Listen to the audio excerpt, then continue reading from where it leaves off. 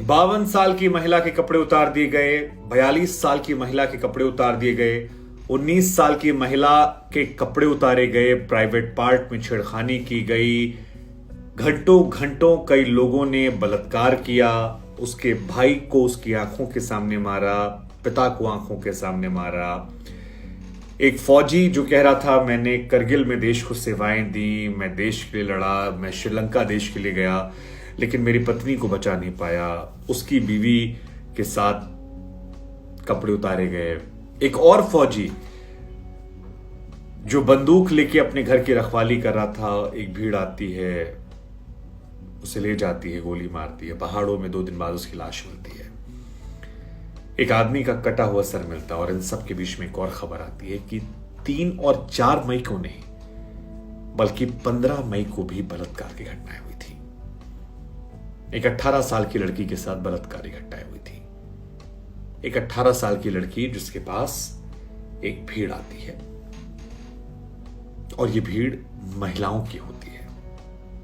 महिलाओं की भीड़ उसे पकड़ती है, उसे मारती है और उसके बाद फोन लगाती है, कोशिश करती है, बुलाती है और एक वर्ग को, एक हथियारबंद पुरुषों के गैंग को उस लड़की को सौंप देती है।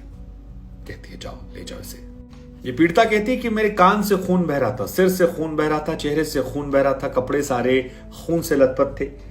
बलात्कार करने वाले 3 लोगों के बीच में इसके बाद लड़ाई शुरू हो जाती है कि इस लड़की को मारना है या नहीं मारना है, और ये आपस में फिर लड़ने लगते हैं।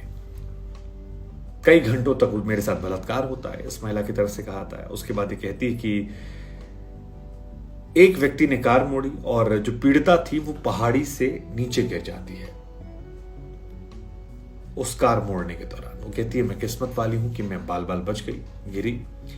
एक ऑटो वाला आया, ऑटो वाले ने मुझे थाने पहुंचाया। थाने में जब मैं गया तो फिर ऑटो ड्राइवर से ही मुझे घर छोड़ने की बात कही गई। 16 मई को उसने, ऑटो वाले ने, जिसका वो शुक्रिया अदा करती हैं, कहती हैं इम्फाल छोड़ा। इम्फाल के बाद वो सुपर मीना गांव पहुंची। वो कहती है मुझे कांगपोकपी में अस्पताल में भर्ती कराया गया, लेकिन फिर मेरी हालत बहुत खराब हुई, मुझे नागालैंड भेज दिया गया।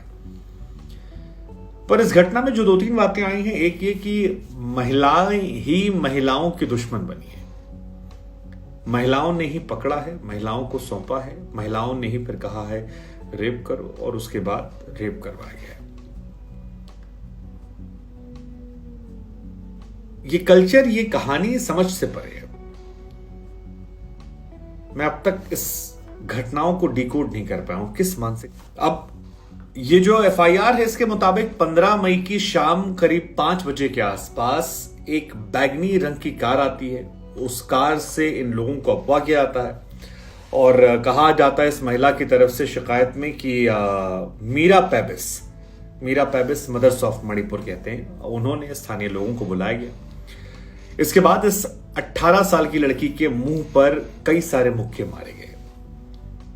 वो कहती है कि जब वो बेहोश बेसुध पड़ी थी तो उसे आवाज सुनाई पड़ती है कि आराम बाई तेंगोल को बुलाओ। इसके बाद काली शर्ट पहने 4-5 लोग आते हैं।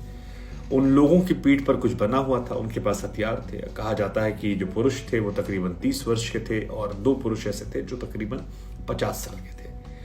अब इस एफआईआर में जो बातें इस महिला ने लिखवाई उसके मुताबिक महिलाओं ने ही पुरुषों से कहा कि इनको मार दो, और इसके बाद ये पुरुष इस महिला को गाड़ी में ले जाते हैं, लगातार मारते हैं, बंदूक की बट से मारते हैं, चेहरे पर मारते हैं। इसके बाद पहाड़ की चोटी पर ले जाते हैं और वहां मारने का प्लान करते हैं। लेकिन मारने से पहले 4 पुरुष ऐसे होते हैं जिन्होंने इस महिला के साथ एक एक करके बलात्कार किया और घंटों तक उसके साथ ये रेप की घटना को अंजाम दिया गया।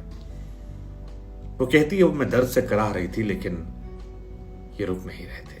हालांकि मणिपुर में इतनी घटनाएं हैं कि आप उन घटनाओं का जिक्र कहां किससे क्या करें आप समझ नहीं सकते, क्योंकि हर बार एक नई कहानी निकल कर आती है और ये कहानियां परेशान करने वाली होती है। लेकिन द हिंदू अखबार की तरफ से एक रिपोर्ट छापी गई है और उस रिपोर्ट में बताया गया है कि 18-19 साल की महिला जो है इसने 0 एफआईआर दर्ज करवाई है। इनका इस एफआईआर के मुताबिक उसके साथ जो बलात्कार हुआ था उस बलात्कार में महिलाएं शामिल थी और महिलाओं ने उसे पकड़ा और उसके बाद पकड़कर हथियारबंद पुरुषों के पास भेज दिया।